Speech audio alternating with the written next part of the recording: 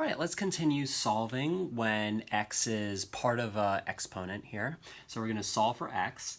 So let's see, what do we have here? We have a 25 as a base and we have a 5 as a base. All right, again, please resist the temptation to multiply 5 times itself 6 times. You get some enormous number and it wouldn't help us at all. Keep it in its exponential form. It's going to be very useful for us. What we do want to do, however, is make all of the bases the same, because if all of the bases are the same, then you can put the exponents equal to each other and then figure out what x is. So how do we make all the bases the same? What I recommend is you try to make all of the bases the same as whatever the smallest base is that you see. What's the smallest base here? There's a base of 25, there's a base of 5. Let's make everything into the smallest base. 5, okay?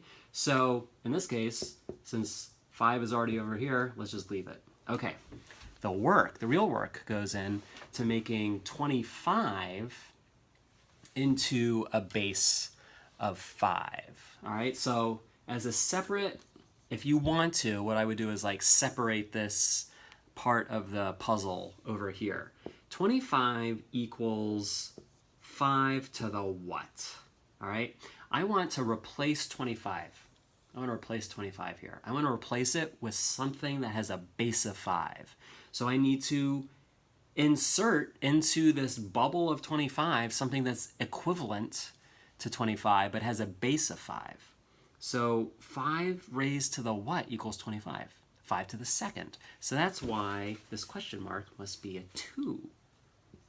Now 25 can now be replaced with 5 squared. All right, let me erase this bubble here.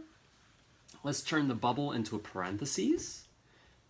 All right, so instead of putting 25 here again, let's put 5 squared.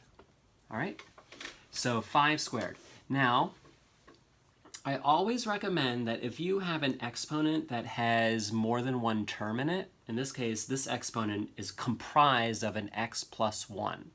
So please put a parentheses around it so we understand that that exponent is a packaged exponent, okay? All right, now what we have is a power raised to another power, an exponent raised to another exponent, in this case a packaged exponent, all right? So now we need to multiply 2 times the quantity x plus 1, all right? So 2 times the quantity x plus 1. There you go. Equals 5 to the 6th, all right?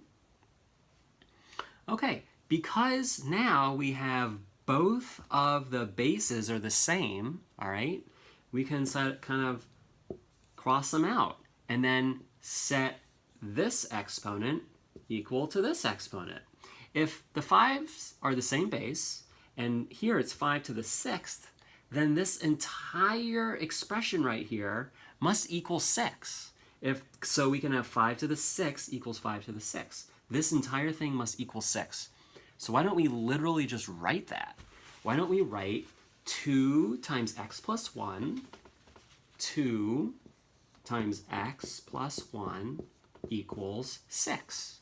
We're just literally going to write that, okay? All right. Now, let's solve for x, all right? Hopefully you remember how to distribute.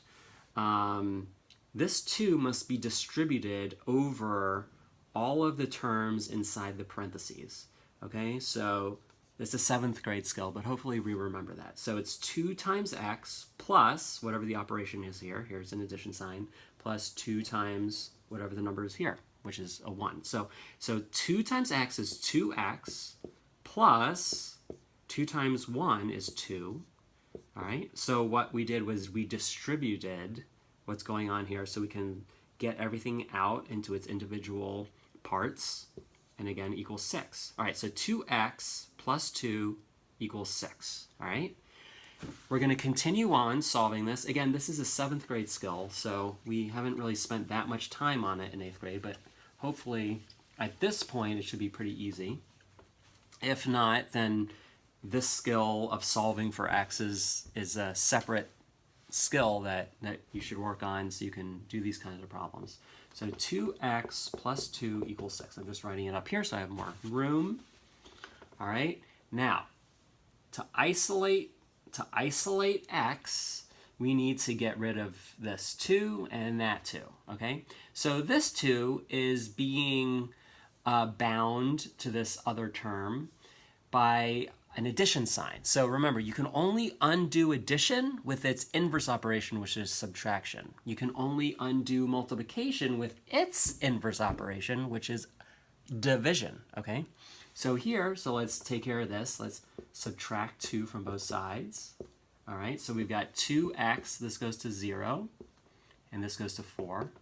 Okay, now, please do not try to subtract 2 from x here. The 2 is bound to x. It is glued to x through the operation of multiplication.